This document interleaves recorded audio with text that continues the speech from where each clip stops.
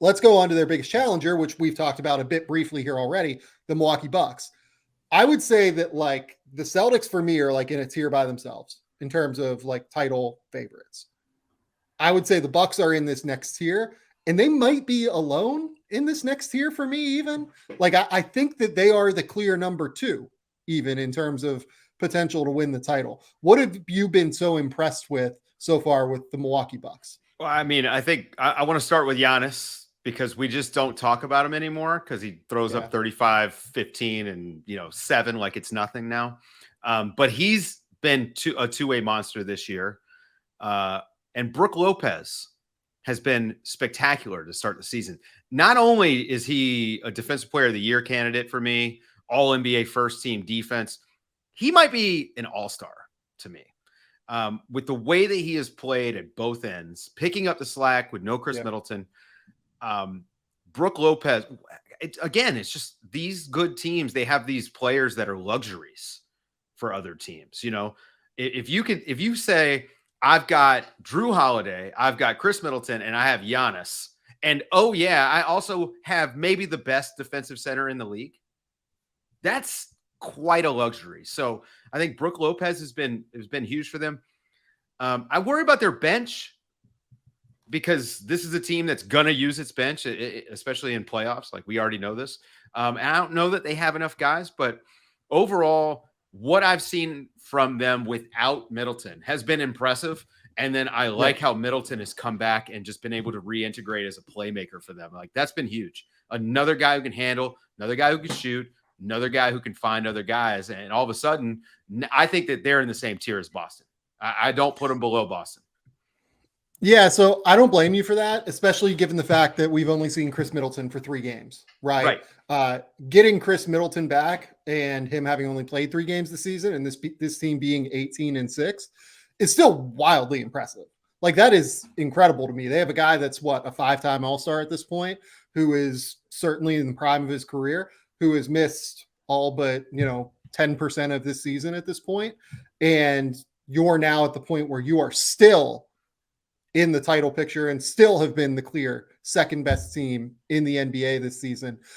They're currently 5th in net rating plus 5.1, but the big thing has been the defense. And, the defense has slipped over the course of like the last, I don't know, what do you want to call it? Like 3 weeks, 2 weeks. The only thing that it slipped from though, is it was on a like historic pace for the first 20 games of the season, where they were like 7 points better than anyone else defensively per 100 possessions or whatever ridiculous number it was. It might've been like 5 or something, but they were so dominant through the first quarter of this season defensively. And I think that as they're kind of reintegrating pieces, as they've gotten into the regular portion of the season where, you have to kind of work through the middle part of the season a little bit, I feel like they maybe have taken a slight step back. But the thing is that, they're still a top 13 offense, despite the fact that they haven't had their best shot creator out there. So I totally believe in the Bucks. I think that they are the clear number 2 title favorite right now, in large part because, as you said, we don't talk about Giannis anymore. And Giannis is like, he's the best player in the world. Yeah. Like I think I'd have to have Jason Tatum as MVP so far, but that's a different conversation. It's a different conversation. Yeah, I think like Giannis is just the most consistently dominant player on planet Earth, on both ends of the court. He's unbelievable. Yeah, if you ask me to put money on one possession, that's the guy I want to bet on.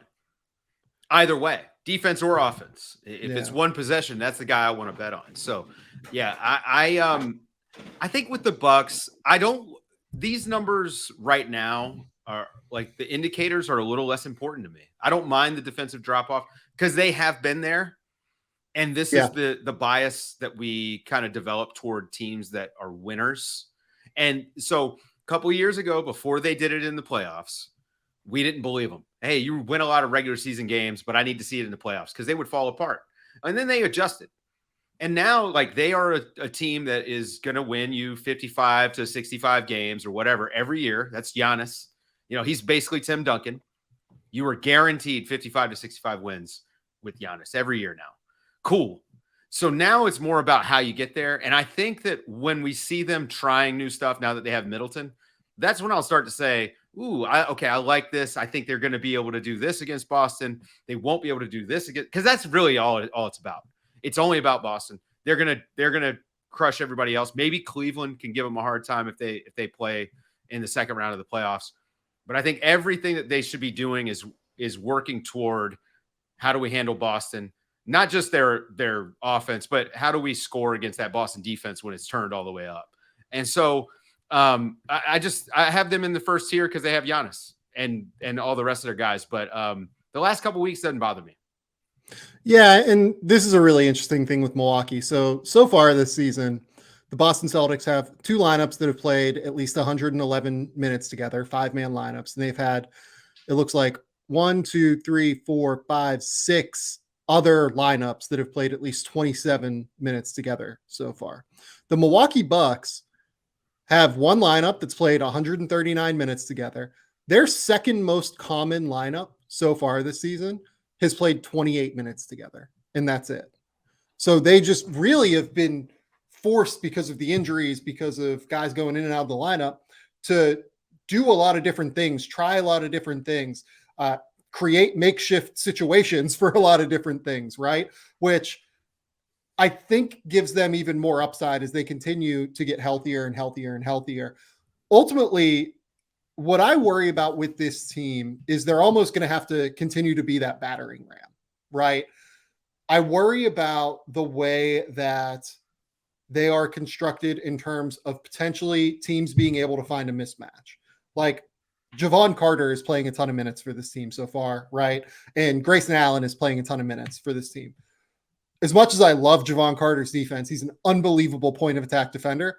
I don't want him matched up against Jason Tatum when the game's on the line. He's just a little too small, and Jason's going to shoot over him, right? As hard as he works, as tough as he is, as awesome as that dude is, I don't want that matchup in a tight game at the end of it. And Grayson Allen, again, like, that's a tough one. They're going to have to figure out a situation where, maybe Grayson doesn't have to close, or maybe they move Grayson, because I think Grayson is actually, just given that he's the guy that's on $10 million a year, the guy that could be used in a potential deal to go get someone that's a little bit more versatile defensively, that gives them more lineup flexibility than what they already have. So that's what I would like to see from them. Maybe go out and make a trade that improves their lineup flexibility, that allows them to more consistently move Brook Lopez off the court and play smaller with Giannis at the 5. Maybe make a move. I mean, like, the guy that makes a lot of sense is Jay Crowder, right? Like, you could theoretically make a case that he makes a lot of sense. I worry that he might be a little bit more cooked than people think based off of last year, but not a bad idea for them. Like, the same idea that saw them go out and acquire PJ Tucker 2 years ago when they won the title. Jay Crowder could be the guy that makes some sense in that regard for them. But I would like to see them I think that's how they move into that top tier for me. Make a move that improves their lineup flexibility and gives them real defensive upside. Yeah, anything that involves not having Grayson Allen is a good idea to me. Like, that guy starting games for you is that's a bad sign, but you've got these other guys that make it not matter. That would be, I think Wesley Matthews likely is going to be a more useful playoff player for them, just from his size, right? Like, size, and he can shoot it enough, but his size is going to help quite a bit more than Grayson Allen will. I don't know. I think they've got moves to make, and they've got a little bit of flexibility to make them. They're really in a nice spot. I mean, this is, I don't know. I hope that they don't do anything too big, but a Jay Crowder move, that makes a lot of sense.